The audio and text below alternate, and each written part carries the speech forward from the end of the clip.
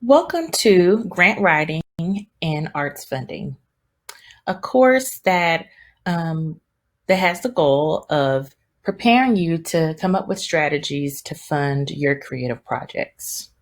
So this particular presentation is a primer into it's an introduction into grant writing and other arts funding that exists for your creative projects. I'm Dr. Lauren Cross, and I am the program coordinator and senior lecturer for the Interdisciplinary Art and Design Studies program. And this particular course actually began as a result of a grant writing workshop that I did a couple of years ago when CVAD had a public art symposium. And so out of that particular symposium, students were so excited about what they learned about grants writing, we decided to create an entire course on it. So I'm hopeful that all of you will enjoy this 3-week Maymester and the information that will come out of this course. So this week we're starting with just foundational information about grant writing and arts funding, and then we'll move into the next couple of weeks more strategic planning on how you can start to think about your own projects moving forward. Okay, so strategizing for funding your own arts projects. And I understand that we have students from across the university in this course, from artists to designers to performing artists, musicians, and we also have some creative entrepreneurs. We have teaching artists and art educators, a variety of different types of students in this course. So I will try to relate this information in a number of different ways. So when I say art projects, I want you to think about that as being creative projects more broadly. And I'll try to connect some of the relationships and how that might relate to some of you in different ways. So if we think about creative projects more broadly and how you might strategize different types of funding modes within those different areas, that is what we're going to be covering within this course. So the important thing to think about before we get into the grant writing section is how to customize your funding approach. We will be covering this section even more extensively next week when we talk about creating your own strategic funding plan. But right now, I want you to think preliminarily about what are the key ingredients that you need to be able to customize your strategic plan. So when you are thinking about a funding approach for a project that you have, you want to start with what am I doing? What is it that I'm trying to do? What is my idea? For some of you, it may be an art teaching project. Maybe you're an art teacher. Maybe you're trying to figure out how to fund a particular art activity. Maybe you're an artist and you just want to be able to fund your creative practice or a particular creative project that you're working on. If you're a performing artist, you might have a specific performance that you're trying to do. So whatever your particular creative outlet might be, you want to start with the particular project that you have. And we'll talk about how that may relate in different contexts later. And then you also want to think about number 2, who is the target population or target audience for the project that I'm doing? And sometimes when I ask this question, students assume that, oh, well, my project will relate to anyone. And we want to really be realistic about that and just be honest with ourselves and say that as much as we would like our creative projects to be accessible for everyone, we want to think more critically and strategically about what audience is my particular project actually serving. So that's an important thing to think about. Who is my audience? Who is interested in the types of things that I'm doing, what this project is about? Who's going to be interested in that? That will bring us to the project essentials. So once I know what I'm doing and who I'm serving with my particular creative project, then I need to think about the essentials. Um, what do I need to actually accomplish this goal? If I'm making something, if I'm in the studio and I need to make an artwork, then it might be the particular materials that I'm using. If I'm working on a performance, it's maybe the other artists, performing artists that are performing with me. Maybe it's the venue. All of these things, whatever it is that you need to accomplish the goal, you want to start to outline that. And then the fourth thing is resources. So once you know what you need, then you have to begin to ask yourself, where and how will I get what I need?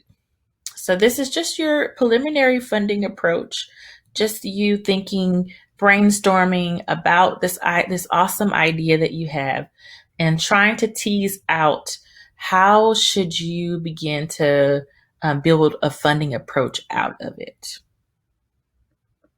So once you have really customized your funding approach, then you want to think about what type of funding should I be seeking.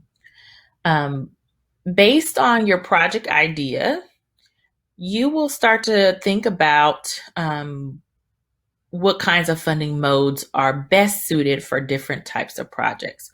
Or based on your audience, there are particular funding modes for the type of audience that you're working with. Based on the materials that you need or the essentials required for your project, there's funding specifically for that. So those preliminary questions within understanding your funding approach are essential for you to figure out the next step of what type of funding is going to be the ideal funding for these types of outcomes. So the importance of thinking about these different questions about your customized funding approach is this fact that funding for arts and culture more broadly is less funded by grants. So grants only make up, and that's foundation grants, it could be private or public foundation grants, they only amount to about 2% or less of the top 50 recipients for grants for arts and culture. This was in 2012 when this was noted, but the reality of that is still pretty much the same even today. And that demonstrates for us that there are multiple forms of income or funding that we need to strengthen our grant application, but also our projects overall. So we can't simply just say, oh, if I just have a grant, then that will solve all of my problems. We have to understand that there are multiple kinds of funding that we might need to accomplish our creative projects. And that funding by itself might actually get us to a point of actually getting the grants that we want. So they kind of work hand in hand. So the solution for that dilemma, we can't rely fully on grants, and we can't necessarily in some cases rely on just other types of funding. So this is how we will strengthen your funding approach. You strengthen your approach by identifying multiple funding modalities for your project. And these different funding modalities may change for each project that you work on. Now, if you're an organization, an arts organization, you may have different funding modalities that make up your operational budget. And that may not necessarily change for your organization, but it might change for specific projects or programs that your organization, the funding for those particular projects and organizational programs. So understanding that there are multiple streams of funding that we often need to be able to get things done. So number one is grants. So we're going to definitely cover the nuts and bolts of grants. But we also want to keep in mind that campaign, individual giving specifically, whether it's monetary or in-kind donations, typically make up the majority of most funding for arts and culture. That means that any donations or giving that is provided by individuals are going to make up most of the funding that you need for your project. And even for organizations, individuals make up the majority for funding for arts and culture. Then beyond that, earned revenue. In some particular organizations, earned revenue may make up a majority of their outcomes for funding. Thinking about organizations or creative projects that rely on ticketing and ticket revenue, whether it's performing arts organizations or performing artists, or if you have a particular exhibition program that requires tickets, that is a type of earned revenue. Anything where it requires the audience to pay for your creative service that you are offering to the community is a kind of earned revenue. Also, the sale of products is also another way of earning revenue, events, and etc. So anything that you're asking someone to pay to participate and be a part of your project, that is a kind of earned revenue. Then sponsorships. Sponsorships are a marketing tool. They are a marketing tool for businesses, for organizations who benefit from a marketing standpoint from being a part of your program. Showcasing, by supporting your program, it creates visibility for them. Number 5, assets. And these assets can be real estate. It can be savings. It can be investment accounts. Anything that by investing in that particular tool, it will essentially build its own kind of revenue and interest over time that can result in a profit.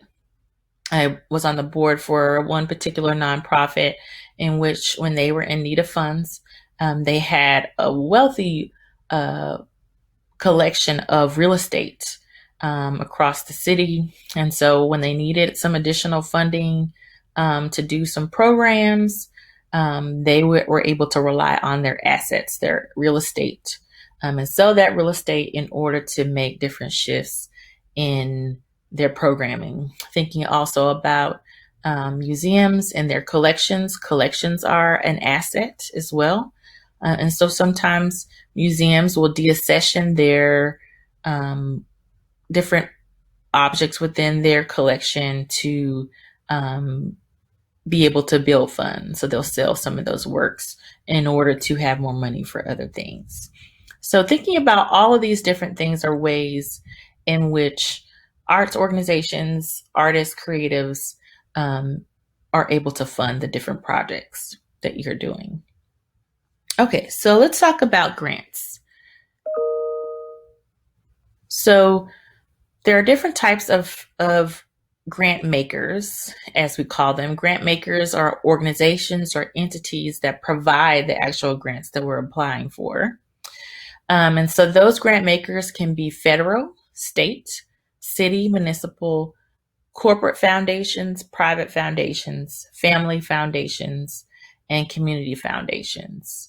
I'm not going to go in particular, I'm not going to go through each one of those different types of grant makers specifically, but one thing to think about is that based on that particular grant maker and their mission and what their vision is, that is going to dictate and determine the kinds of grants that they will offer. And as a result, the types of projects that are a good candidate for them. So that's helpful to understand that when we're talking about federal and state grants, that there are going to be certain kinds of requirements that are inherent within them, as well as the other grant makers as well. The most flexible, I would say, grant makers would be the private foundations, family foundations, and community foundations.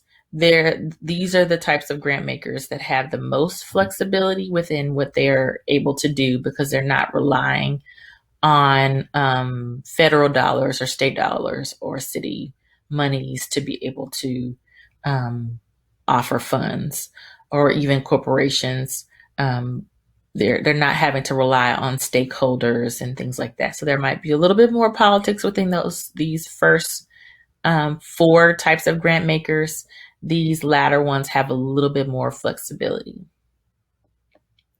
So we talked about the grant makers. What kinds of grant support might these grant makers offer? So first, the most kind of obvious one is direct funding. So basically, in short, writing you a check. Number two, some organizations or grant makers may offer a matching gift. So in those cases, there's a challenge that organization is extending to the artist, the creative, or the organization to raise some capital in order for them to give you a check. And that's a matching gift. Also, some grant makers are willing to provide payment for the labor and civic interests of their employees or partners. There are a number of organizations that are interested in doing that kind of work. And likewise, there are some grant makers that offer in-kind and material support, the donation of products or services. So all projects that we might do as creatives don't always require direct funding or a check, if you will. Sometimes the projects that we do require labor, or they require materials. And so we want to think about our projects as not just, oh, I have this great idea and so I just need some money, but, oh, I have this great idea. Who might I be able to partner with, or who might be able to have the materials that I need to make what I need to make or do what I need to do? So you want to think about all those different types of support as well. So touching on matching grants, matching gift programs, as I mentioned, are kind of corporate philanthropy initiative. Sometimes some organizations, major corporations, have matching gifts that employees, so when employees make donations to different charitable organizations or artists, whatever particular project that you might have, they are willing to match that gift. And we'll talk a little bit about fiscal sponsorships in the end. There are some requirements that one has to meet to be able to get these types of matching gift grants from corporations, usually a 501c3 status, but also for the artists and creatives out there that do not obviously have a 501c3, there are organizations that you can partner with to be able to benefit from these types of matching gifts. I've included a link here, and I'll include a link underneath this video of the Director of Corporate Matching Gift Programs as well. Likewise, some of the same corporations that provide matching gifts for their employees, that provide funding for organizations, also have volunteer support grants. So volunteer support grants are also known as dollars for doers. And it's a way for organizations and corporations to support the volunteerism of their employees. So when an employee volunteers their time with an organization, then the corporation will give money on behalf of that employee's time. Both the volunteer support grants and matching grants are actually, in my mind and in my personal experience, some of the easiest grants to get if you are aware of people around you who work for corporations, albeit banks, or just major corporations that have these types of programs. You can benefit from their labor support as a volunteer with your art project, or their willingness to give to your art project um, based on their association. Again, I will provide the link to some of these companies that do these particular programs as well. Very, very fairly easy to get these types of grants. It just requires some documentation. Okay. And if you have any questions about the matching grants and volunteer grants, I'm happy to provide some feedback on that. Grant makers center their funding around specific issues. So that's important to think about when we're thinking about grants, that we want to, as best as we can, align our project or our mission, whatever we're doing creatively, with the right kind of grant maker that also is addressing similar issues. This is what I call a perfect match. We want to, in our creative projects, to have the right kinds of associations with what we do. So we want to understand that there is a push and pull there. We know that the grant makers, they're giving money because they want to give money to projects that they can believe in. And likewise, I would like to think that as creatives, we want to be supported by grant makers that we can believe in as well. So we want to find that ideal connection between grant makers and being recipients. So we would assume that with that arts-based grants would be the most appropriate grants for us as creatives. Sometimes that is the case, and sometimes it isn't. But when we're thinking about arts-based grants, there are two different tiers in which I see those two different, that what I consider arts-based grants to be. There's grants for artists or grants for the creatives, and then there's grants for arts organizations. I'll start by talking about grants for artists, specifically to support artist initiatives. So what are the types of grants that exist for artists? So we have grants that support the development of new creative projects or arts practice, more specifically, like your studio time, time to actually think of new ideas. So there are grants that support that. There are community arts grants, or grants for performances or socially engaged art. Any kind of creative projects that you're thinking about that will engage the public in some way and have a more public facing outcome, there are grants for that. And I would say that there are probably more grants that in this tier, or it's easy, maybe a little bit easier to get certain grants if you have a public facing goal. Then some of the other ones are a little bit more competitive. So for those who are interested in that kind of thing, that's helpful to note. But if that's not your thing, that's okay. It just means that you have to kind of tweak how you do things. Sorry. And then 3, equipment and supplies. Sometimes the creative projects that we do require equipment or software, materials. So there are grants that will provide income or funding for that.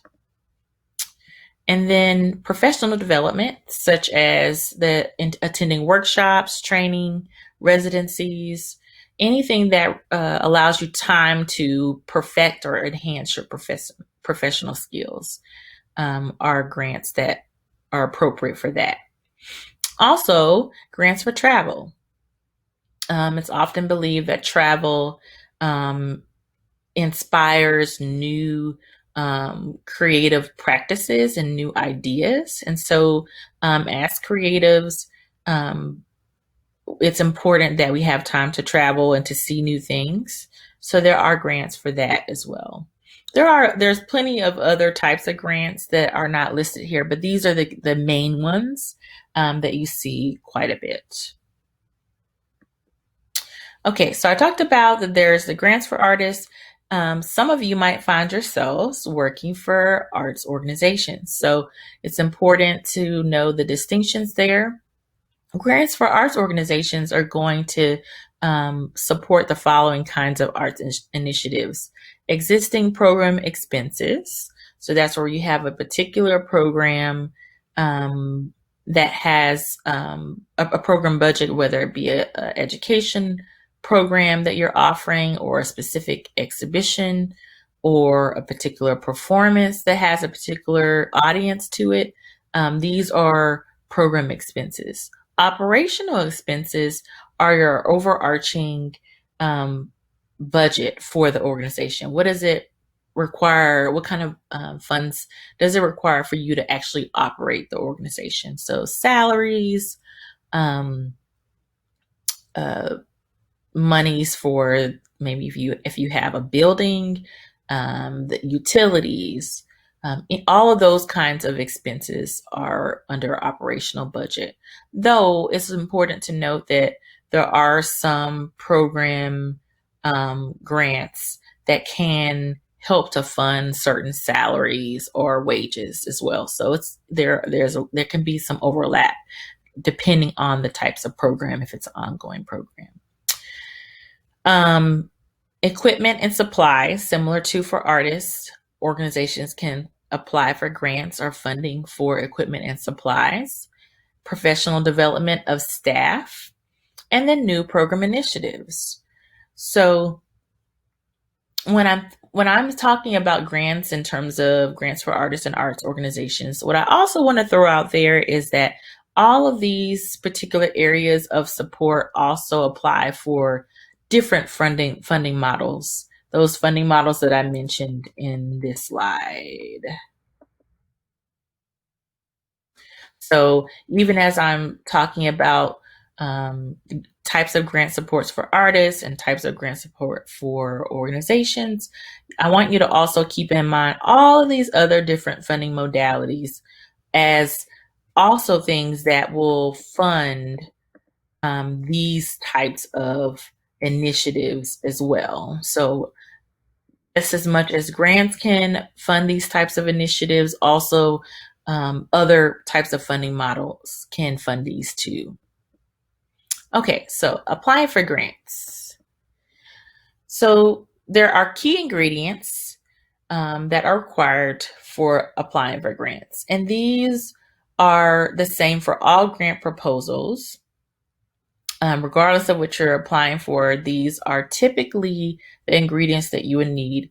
The difference is that you will have to customize these ingredients for each application. So you'll always need some kind of project or program description. So whatever project or program that you're working on, that you need funding for, you'll need to provide a description of what that actually is, what you will be doing, who you will be doing it with, who will be impacted, who will benefit. That is all in the project description. Then you'll also want to provide some background information about yourself. It might include a bio, a resume, an artist statement, or if you're applying for organizational grants, some information about the organization and its history. This information often is where eligibility comes up. So let's say a particular grant is only accessible for artists in Massachusetts, or only accessible for Texas artists, or only accessible for New York artists. Having that information about yourself, where you live, where you're from, maybe a grant is only supporting painters. So this background information about yourself is important. Budget. Budget is probably the one of the most important things that you will be working on for a grant proposal. Obviously, you're writing, creating the best narrative that you can about your project and about yourself is absolutely important.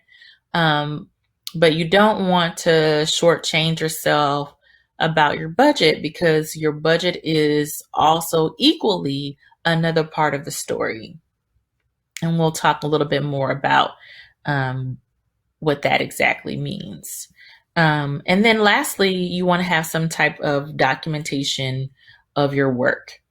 This is important for creatives, for us to think about in the things that we do, is that we should get in the habit of documenting our work, whether you're a performing artist or a studio artist or a designer, or a creative entrepreneur, that whatever we're working on, we should get in the habit of documenting our work.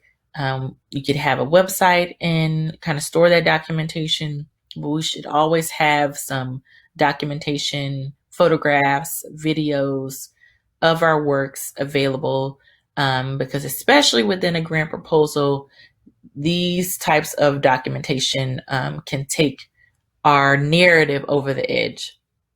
One thing that I have found and what I've learned in this type of work, that it's far more impressive to a grantor to see the work that you're doing rather than just for you to tell them what you're doing. So show them your work. Don't just tell them. Okay, so writing an effective grant proposal. So when we're thinking about the narrative, we talked about the project description or program description and how you write about yourself. There is a particular strategy in which you should take when you're writing a grant proposal. So this particular outline comes from Gigi Rosenberg's The Artist's Guide to Grant Writing. It really applies to all different types of grants that exist, whether you're an organization or an artist. So the first phase should always be your free writing stage. If you think about in your English classes, there's that first draft, that rough draft, that is just where you're just kind of getting your ideas out and gathering resources. This is not the final product that you want to share with others. It's just a way for you to get it all out of your system. Sometimes as creatives, it's difficult for us to articulate and communicate what it is that we do. So we have to give ourselves this first draft phase to just kind of get out whatever ideas that we might have.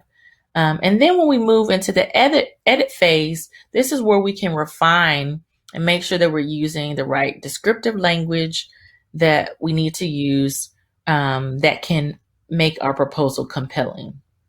Particularly in the edit phase is where we want to look critically at the requirements for the grants. What exactly are they asking for? What again what is an eligible grant candidate? So are they asking for a particular kind of project? And so we want to measure our project against what the requirements of the grantor is, and make sure as we're editing that we're matching the same language, using the words of the grantor in our application. And the last step would be to solicit feedback. We want to get some feedback from others. If you're applying as an artist team, let's say you're applying for a grant in or a public art project, which this often comes out for public art, and you're applying as a part of an artist team, have other people on your team to provide feedback. If you're just applying by yourself as an individual artist or performing artist, still find someone that you trust, someone that you will actually listen to their feedback. Find someone that knows what you do. Find someone that's a good writer. Whoever it might be, find a partner or a friend, a spouse, to read over your grant proposal, and they can give you some feedback that you probably hadn't thought about. So these three phases of writing a grant proposal are essential. Once you've received that feedback, then your grant proposal is probably in the best condition to be submitted. Okay, so I talked about the budget and why it is an important aspect of your grant proposal. All of these things that I'm talking about, also, I want to just throw out there, also very important as you are thinking about the other funding models that exist as well. So just keep that in the back of your mind, that when I'm talking about these nuts and bolts of applying for a grant, you can also apply this to asking individuals for money as well. Knowing your budget, proving your case for why your budget is sound is also something that you need to be able to share with other people who might want to support your efforts as well. So a budget, like I said, is another way to tell your story. So when we're thinking about within a budget, we know that there is an income section of a budget. So this is the money that's coming in. This is where we're getting the money to do the project. And then we have the expenses section. So every budget should have that. Even whether you're getting money or not, you should create an income section and an expense section. And in your income section, you want to talk about any other confirmed grants that you are applying for or that you plan to apply for, any donations, individual contributions you plan to receive. You should always have your own contribution. This is something that I think all creatives and all organizations should always keep in mind, that if we don't support our own efforts, we should not expect anyone else to support us. And so if your donations and contribution section is just simply your own contribution, that's better than putting zero as an income. So whatever you are willing to sow into, invest into yourself, into your own project, you absolutely should indicate that as a contribution, that you're committed to contributing to your own efforts. That's going to say something to a grantor. Also, if you're planning to apply for the grants, that shows that, hey, this person is planning to apply or is applying for $2,000 from this other grantor. Whether or not you receive that doesn't matter, but they want to see that you're looking at all possible contributions. You also want to list other ways that you plan to build revenue for your project as well. Will you be offering workshops or classes? Will you be selling your products, selling tickets, and your projected revenue from those areas? So if your project has a revenue stream, a potential revenue stream, this is where you would put that, your estimated, what you could potentially make from your project. Any membership income, some projects or some organizations have memberships where individuals can get certain things, benefits as in terms of being in association with your project or your organization, any income that you might receive. And then in-kind donations. So we know that some of the things that we might need are just resources of material. What kinds of in-kind donations might you be receiving? So all of that makes up your income section of your budget. And your expenses section of your budget is where you tell what is it going to take for you to operate and to make this project happen. So operating expenses can be the administrative contract labor, your salary, a stipend for yourself. This is something that comes up a lot when I've been on the other side of evaluating grant applications. that sometimes as creatives, we feel that we need to shortchange ourselves and not give ourselves a stipend or a salary. And this can actually be concerning for a grantor because obviously the assumption is we have to eat, we have to live, we have to pay our bills. And so putting zero in this area is really not communicating anything. Sometimes we feel like we have to be the humble artists and act as though we don't have any needs, but that's not exactly what it's communicating to a grantor. If we say that, oh, I don't need any money, we are really communicating that maybe I'm just a hobbyist and I'm not really serious about this. So always include something here, but also make sure that your salary or stipend is reasonable based on the kind of work that you'll be doing. So the easiest way of articulating that would be maybe an hourly wage that is competitive with the kind of work that you're doing. Whether, and I can't really tell you what that's going to be for any of you. It's going to be different based on your level of experience, but it can range anywhere between $25 to $200 an hour, depending on, again, your level of experience. But just a little funny note here. There was once a time where I applied for a public art grant with an artist team, and the grantor basically said, "Hey, you all are not paying yourselves enough." So just keep that in mind, that how you write the story of your value, the value of your project, communicates something to a funder, and you want to in the end communicate that you have high value. Okay, so other expenses: rent, expenses of running a website, utilities, office materials and supplies, insurance, especially important for events and performances. Organizations, exhibitions need insurance.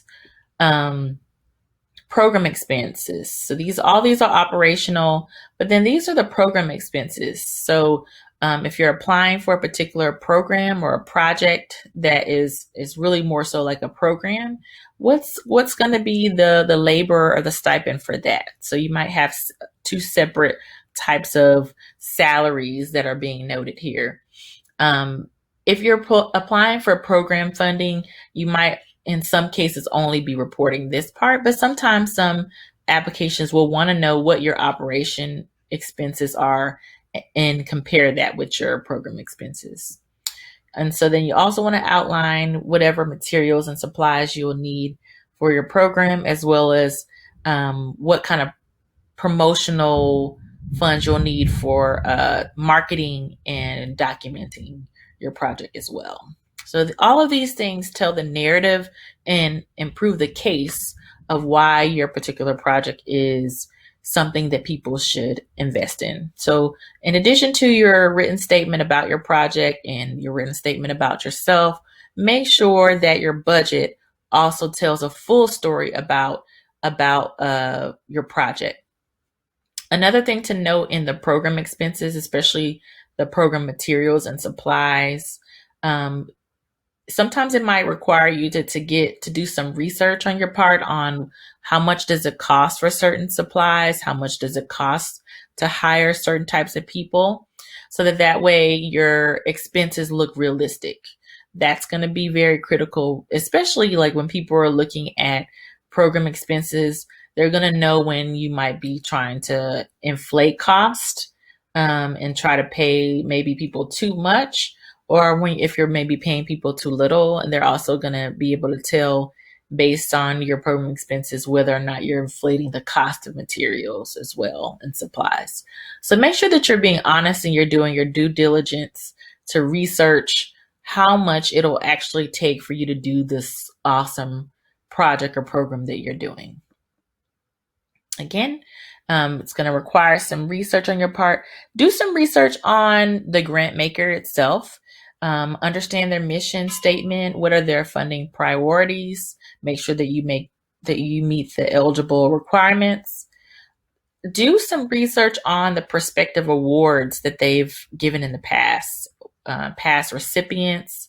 Another great resource is GuideStar. We're going to actually do an activity on GuideStar next week, on how to get the background insight on your grantor and how much they typically give.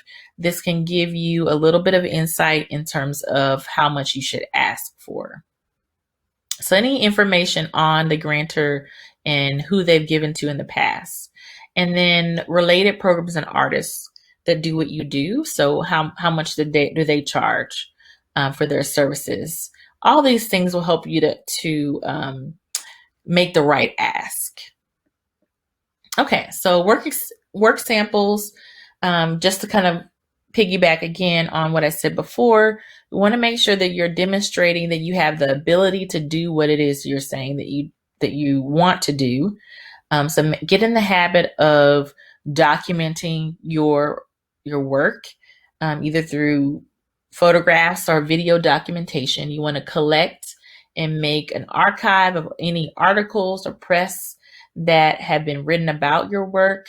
You want to have an updated resume and bio and list of your accomplishments and major projects just on hand, something just to keep updating. As you keep having opportunities, as you get more press, as you do more projects, keep all of that documentation handy and in a nice folder on your computer or laptop that you can easily access when needed. Okay, so let's talk about the grant funding process. So the first stage of the process is the application process. This is where you are doing all the research and you create your grant proposal, you write your grant proposal, and then you submit it to your grantor. So there are a couple of different stages here. Either you are in the preliminary kind of cut, you may or may not be awarded a grant. If you are not awarded the grant, do not be discouraged. It might be for a variety of different reasons. It may not necessarily mean that you're not a competitive candidate for a grant. If they provide any opportunity to receive feedback, be willing to receive that, and then also send a thank you for consideration.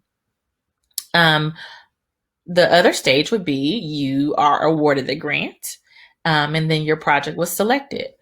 Sometimes some grants have a sort of eligibility stage in between here. So you'll submit your application and then they'll actually tell you whether or not you, you submit a letter of interest. And so they'll actually tell you whether or not you can submit the application. What that is a way of kind of weeding out the amount of people that really just aren't truly good candidates for a particular grant. So before you even get to the application stage, some grants have a letter of intent or letter of interest that you have to submit before you even get to the application stage. And then they'll invite you to, okay, you do meet the requirements, or you are a competitive person that we want to consider. Go ahead and put your application together. And then you go to this stage where they're deciding whether you're awarded the grant or not. So let's say, hooray, you were selected for the grant, then there's usually a timeline that a grantor provides in terms of a date for the distribution of funds.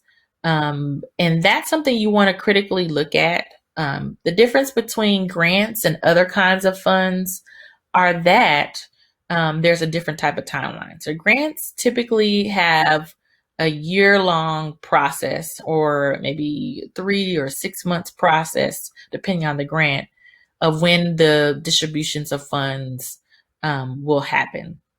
And so depending on your project, you might be trying to do a project right now. And so a grant may not be the appropriate type of funding for your project, just by that alone. When will they be giving the funds? So for your more immediate projects that, you think of this great idea and you need it to happen now, a grant may not necessarily be the best funding model for you, but let's say you get funding from individual contributions and you make that project happen. That project may be great documentation to make you eligible for this new grant process. So don't be discouraged if you see this awesome grant and you just the timetable of distribution of funds is really far back. It just really kind of tells you that, okay, I need to think about what other funding strategies I might need to pursue in the meantime, so that by the time it is time to apply for this particular grant, I can benefit from this new kind of future date of distribution of funds. So once you have been given the funds, you've been awarded the grant, you've gotten the funds, you want to make sure, just like when you're applying for the grant, you want to make sure that you document your use of the funds with your documentation of your receipts and invoices, photographs, videos, documentation, publicity, etc. And all of that information will need to be submitted back to the grantor as a part of your final report. In some cases, some grants do not have a final report process. That would be some grants like the MacArthur grant, or what we would call the Genius grant, or some grants that have an unrestricted funding model, meaning that it can be for anything that you would like to use it towards. Some of those particular grants don't have a report out kind of process. But most grants, though, do have a final report. It may not even be that extensive, but sometimes they just want to know what you actually did with the money and whether you accomplished what you said that you were going to do in the application process. And it's a way for that grant maker to be demonstrate to their constituents that they are holding their recipients accountable for the money that they're giving, and that they're accomplishing their overarching mission and goals. So when we're thinking about grant writing, it's important to understand that the wisdom of what we've learned from a previous grant application, whether we're funded or denied, will just make our next application stronger. Sometimes we don't always know, or we don't always get feedback from a rejection, but rest assured, applying for a grant, the more you apply for grants, increases your chances of getting a grant. This is something we understand from sales. In general, I have a background in sales. That the more that you sell, the more leads that you have, the better your chances of getting a sale.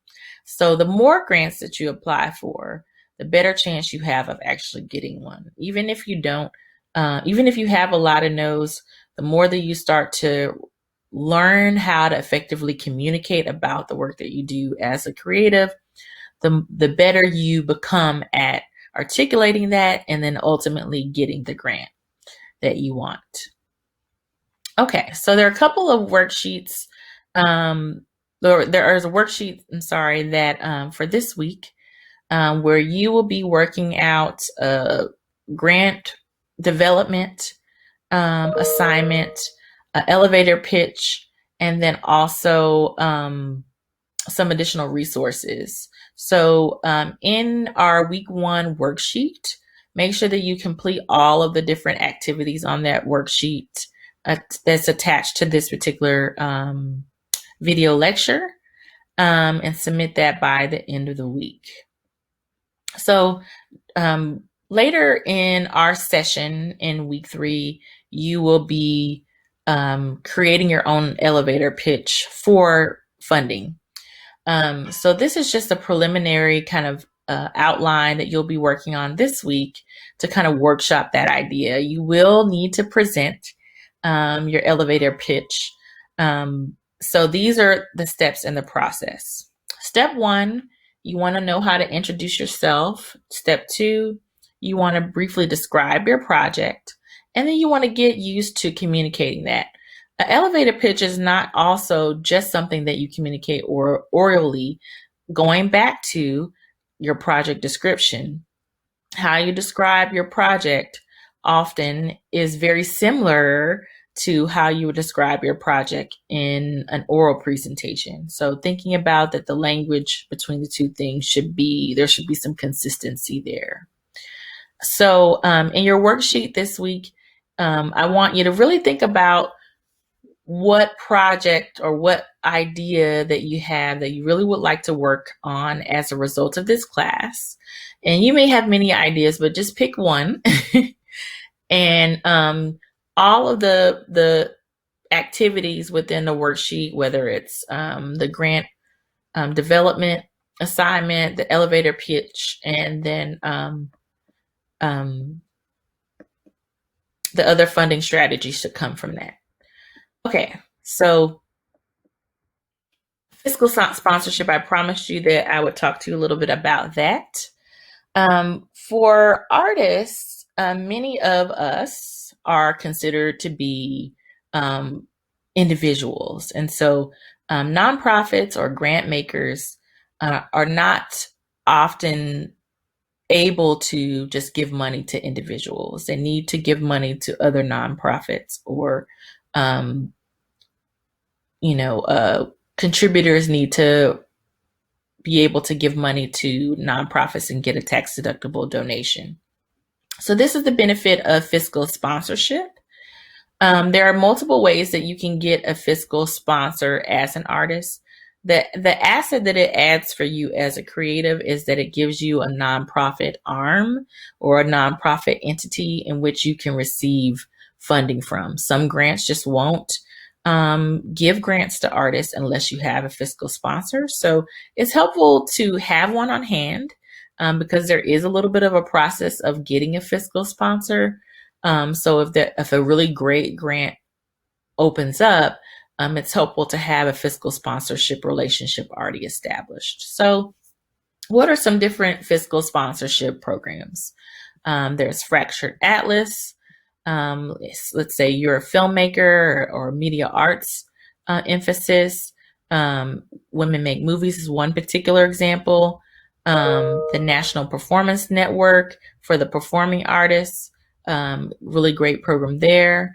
Or it may be a local nonprofit that you have an established relationship. You can customize and build a fiscal sponsorship partnership with them.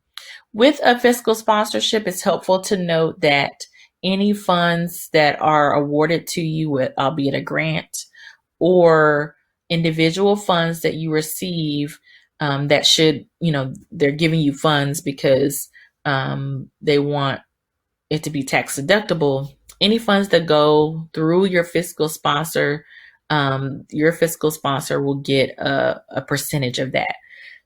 That may be, in typical cases, anywhere between 3 to 10%, depending on what you what relationship you work out with your fiscal sponsor. And these 4 examples that I've listed here are not all of the fiscal sponsorship programs that exist, but there are some of the ones that are the most popular. Let's say if you live in New York, there are the New York Arts Foundation has a fiscal sponsorship program as well. So there's many more here. I actually have an established relationship with Fractured Atlas, and I've had a fiscal sponsorship relationship with them for over 10 years. And I continue to work with them because they are probably the most flexible nonprofit arts organization that works with artists, creatives, designers of all areas, and they don't limit the types of projects that they'll support. If you have any questions about fiscal sponsorship programs, I'm happy to answer questions about Fractured Atlas, especially. You can go to fracturedatlas.org and learn a little bit more about their fiscal sponsorship program specifically there. Okay, so other funding strategies outside of grants. I talked a little bit about just the other, the reasons why we need to look beyond just grants. But other things that we can do as artists, as creatives, to build funding for ourselves is letter writing. I think letter writing campaign is probably one of the first fundraising methods that I used. Um, and I did it using a fiscal sponsor. So I had a relationship with Fractured Atlas, and I was working on a documentary. And the first thing that I did was I wrote letters to different people that I knew, to family members, to friends, and just basically asking whether, explaining the project that I was working on, and what I was planning to do, and whether or not they would be willing to support. That letter um, ended up being in two different methods. Like there was a physical printed letter, and then there was an email version.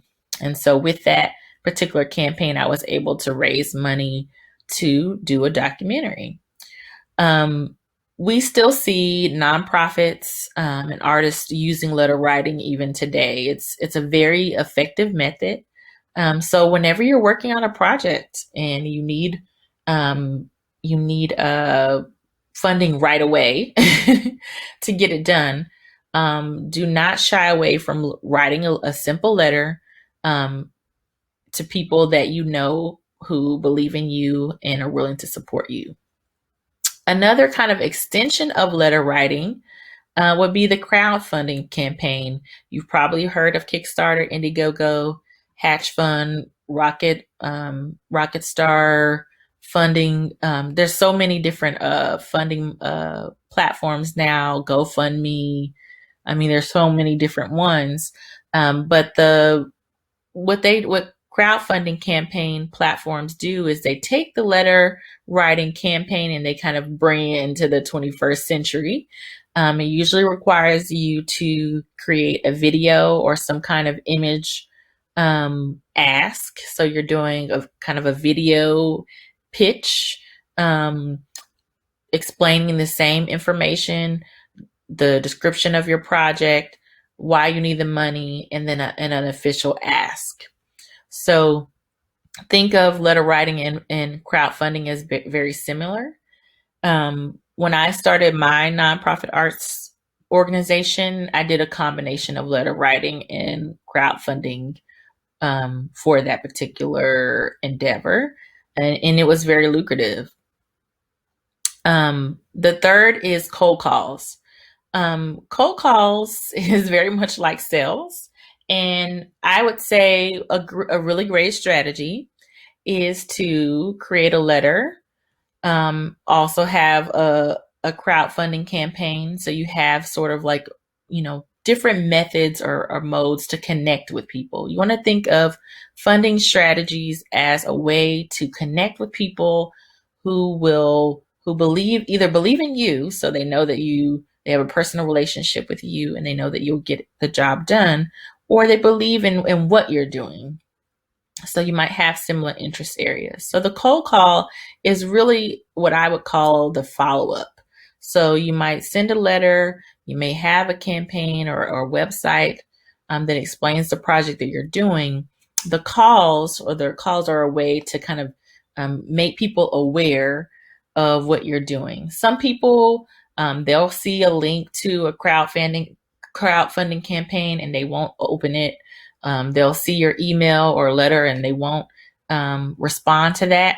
It's really difficult, and just from my years of working in sales, it's really difficult for people to talk to you on the phone or talk to you in person and not respond. So think of this as kind of steps within a process. You've come up with your budget of what you need to accomplish your goals, and you want to really formulate a good narrative, similar to, like I said, with a grant application.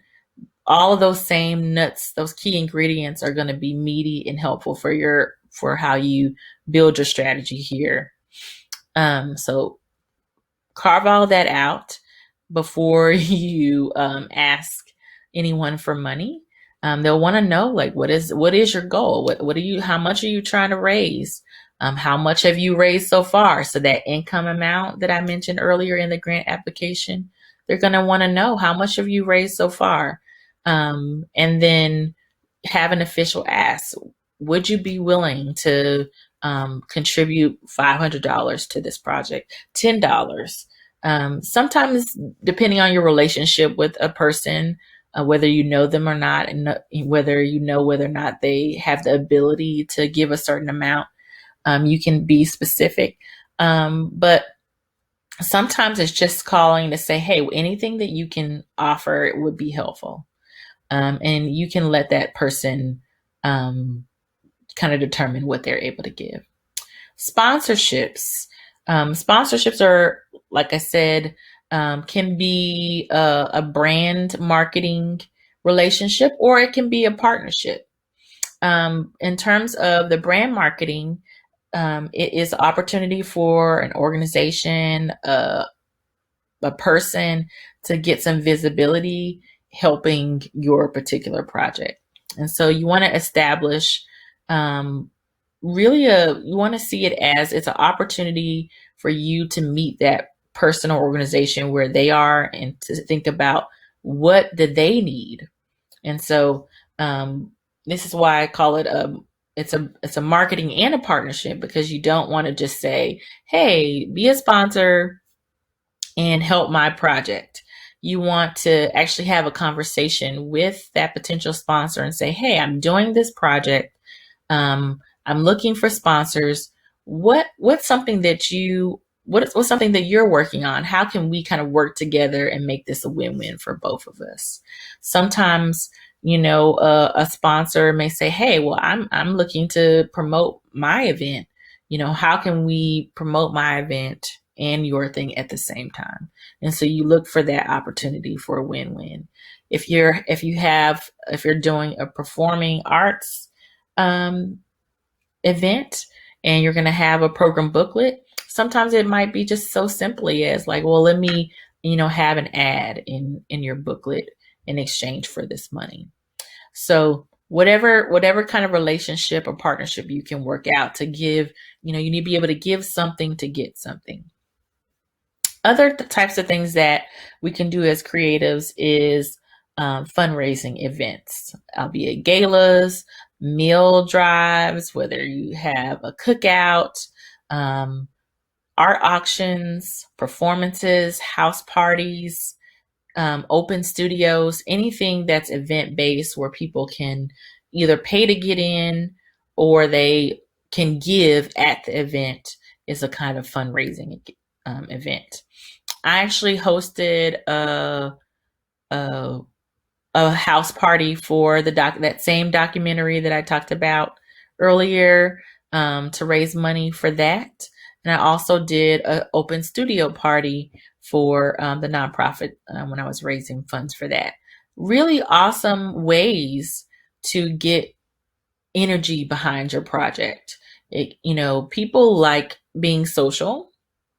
You can get sponsorships for your fundraising event to actually pay for the event. In both of the cases, when I've done fundraising events, people have provided something to make it happen, whether they provided the food, or they provided the venue or the space, or they provided the entertainment that ultimately people were able to pay to attend. There's multiple ways in which you can kind of make a fundraising event lucrative, so that way you're not spending so much paying for the expenses of the event that you don't make any money. But in general, if you're thinking about galas in particular, the more sponsors that you have, the more that you end up making money from those kinds of events. So just understanding how those different things work out.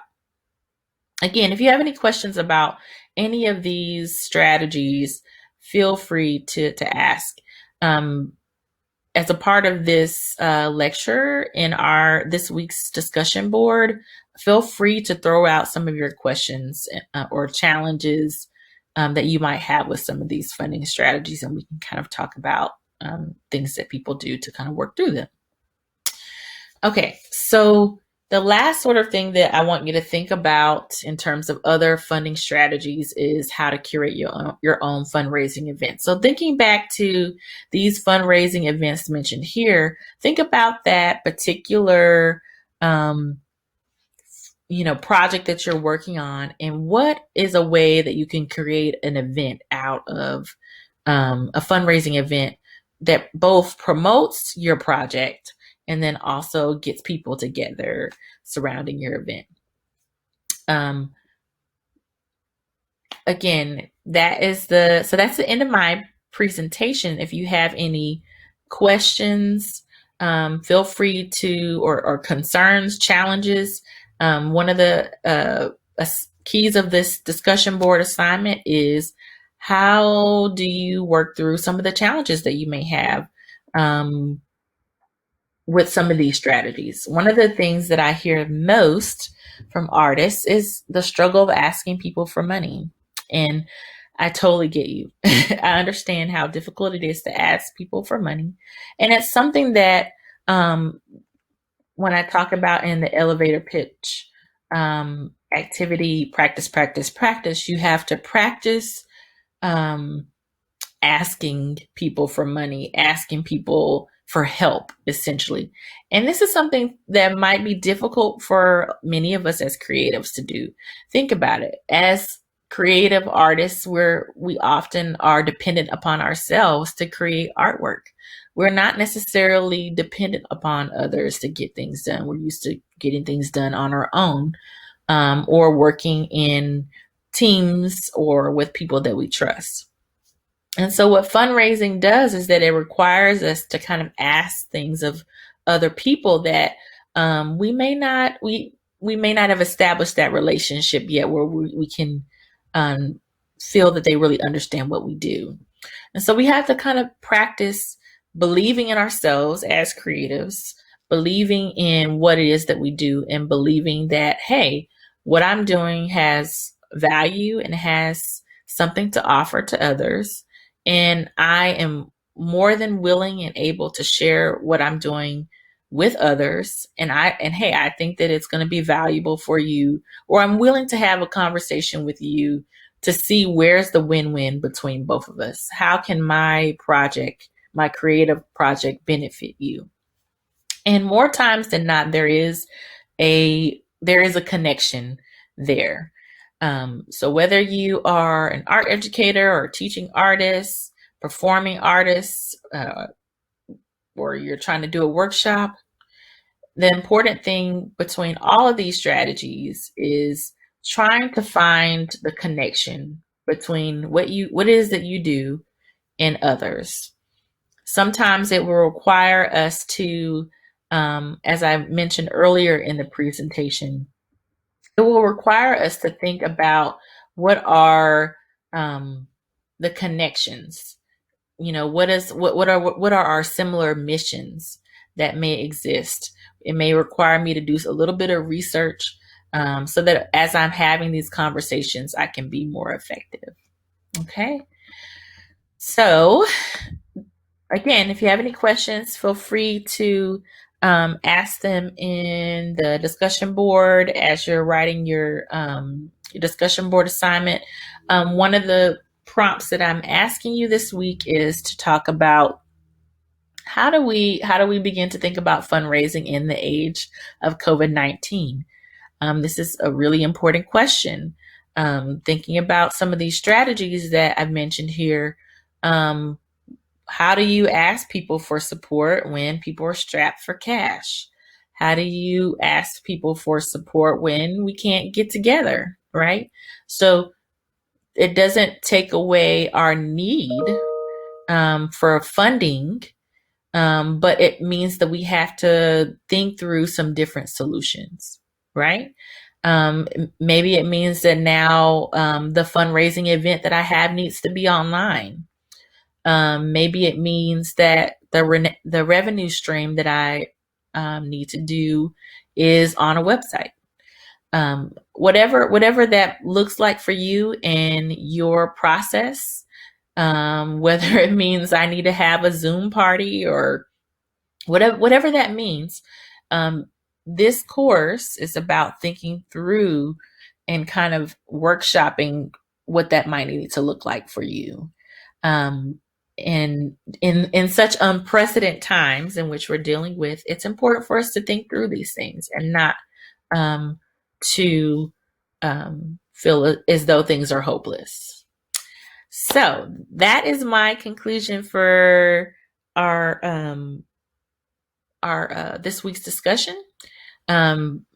Feel free to email me at lauren.cross@unt.edu if you have any questions.